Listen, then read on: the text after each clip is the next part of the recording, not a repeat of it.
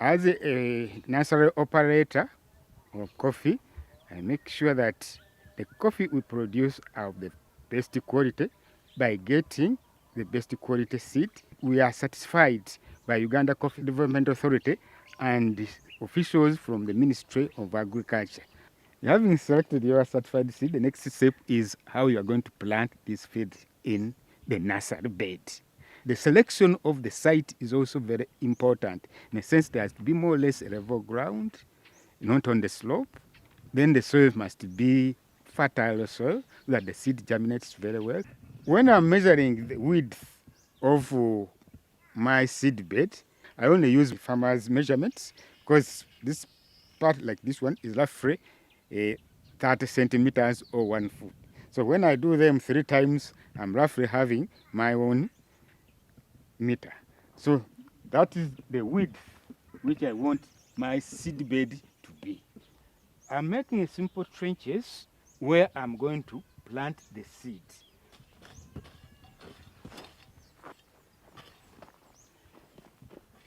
Next step which I'm going to do is to plant the seeds which are already selected from the certified producers of the seeds. You make sure that this one is mainly planted in the line, in a sense to make us sure that if in case you have any problem, you can easily identify whether there is any problem, whether disease or insects. So, rather than when they are just clumped together, you may find it very difficult to identify the disease like a damping off or any other form of disease. But when they are lined up, you easily observe those. And when you come to other practices of controlling this, it becomes easier because of the lining up they have. Covering it, usually because of the required nutrient of this seed, use most of the very good fertile soils, and where possible, mix it with some manure, and then spread it on the seeds which are planted. Make sure don't cover it too much with the soil. It will have a problem of germinating, but at the same time, make sure that it's covered. When planting, the soil has to be wet to simplify its germination later on, and later on its root development. When I'm watering here, I also make sure that I don't pour too much water, not try to splash it too much, gently.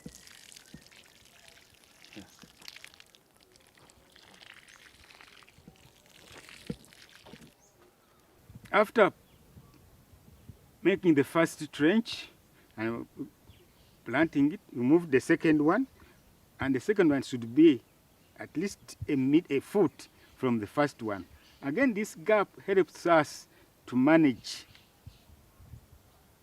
the plants in a proper manner, in a nutritionally, weed control, and other observations in the nursery, which are very vital, that at least in case there is any outbreak of any disease like a damping off, it does not easily affect one line to second line. So I measure one line, 1 foot from the first line, and move the second foot, make a trench as we have already made here, and then start planting it.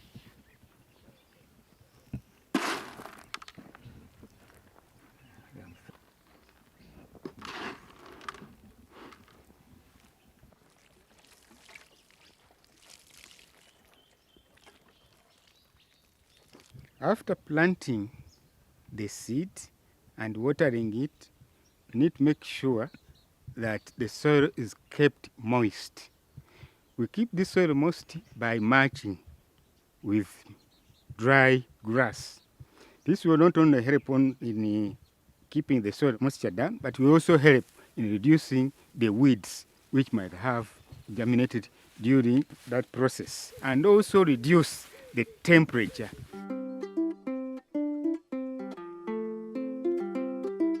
This one is good when the seed has not germinated, but when it's starting germinating, this mulching material will interfere with the process of the seed germinating. So we need to remove it. And when we remove it, we construct a simple shade to cut down some of these sun rays and also to reduce the pressure of water when watering. And this is usually this one is a meter high from the bottom to the top. This step takes place when the seed has germinated. That's when you construct this top shade of 1 meter above the ground.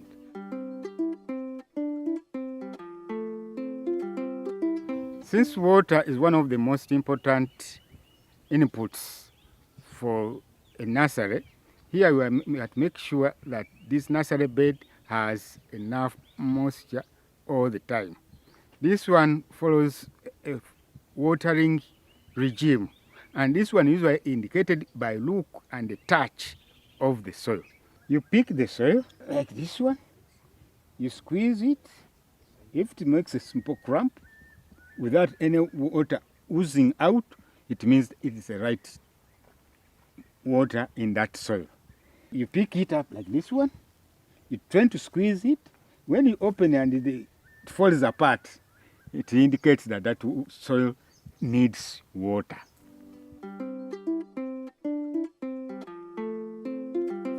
When the plants have germinated, you remove the mulch which was on the soil so that you kept the second, put it on the top of the shed which you have already made. And this is the practice. Small pieces, not big much, so that otherwise if you move it too fast, it will break the seeds which have just started germinating.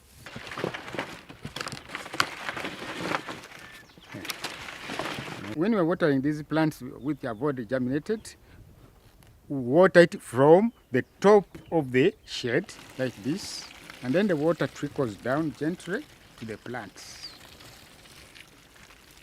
It goes down by drops. This is usually the process which we do after 1 month, because after 1 month these seeds, if they are good, they would have germinated already, and they will stay with this place before transplant in the pots.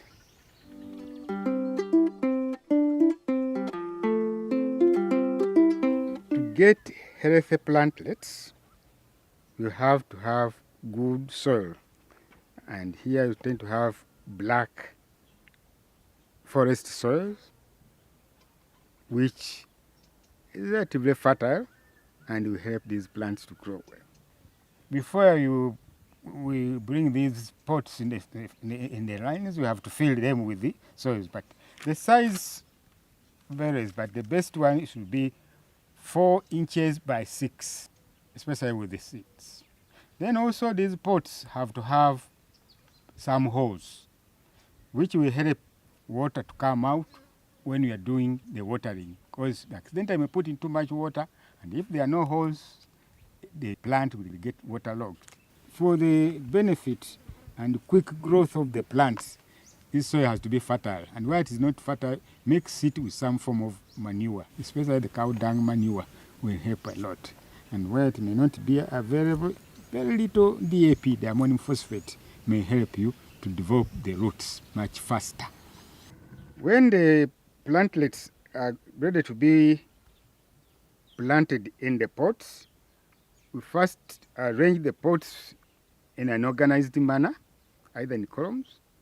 Then we water those pots so that when it comes to planting the plantlets into the pots, the soil is soft and wet enough. When our seedlings in the nursery bed have reached, they are within the 2nd month or toward the 3rd, they are roughly at this height, and they are ready for transplanting into pots. Having arranged the pots, we make a hole in the middle, like this one.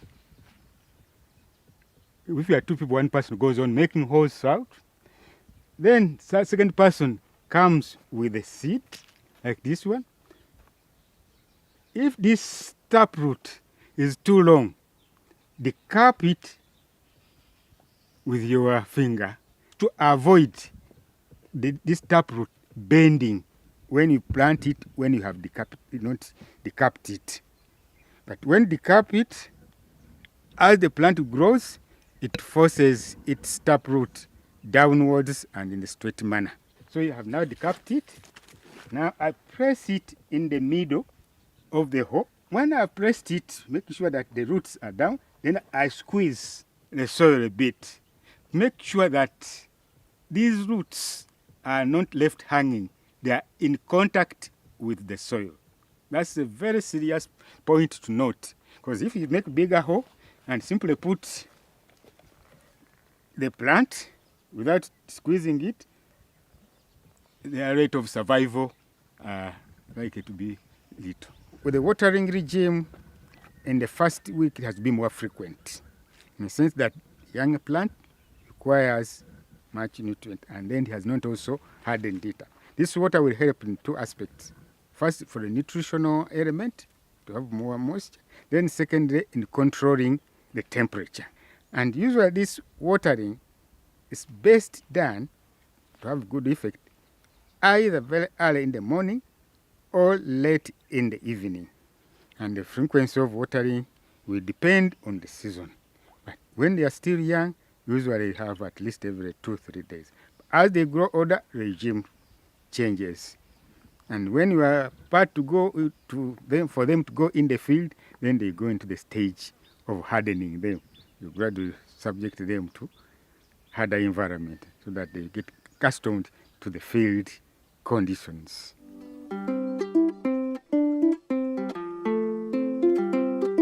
This shade where we are, with about 60 to 50 light intensity, is where we do the gradual hardening of the plant before it goes into the field. These ones have come into the 4th month, and you can look at the pairs of leaves which they have developed. This is the cotyledon leaf, first pair, second pair, and then they have a third pair. These ones are ready to go into the field. Here you can see that they are having about 5 pairs of leaves. Beyond that, they became too old for being going into the field. Here you also note the size of the stem. The one which tends to do well in the field, a bit stout, and the stem is relatively thick compared to its height.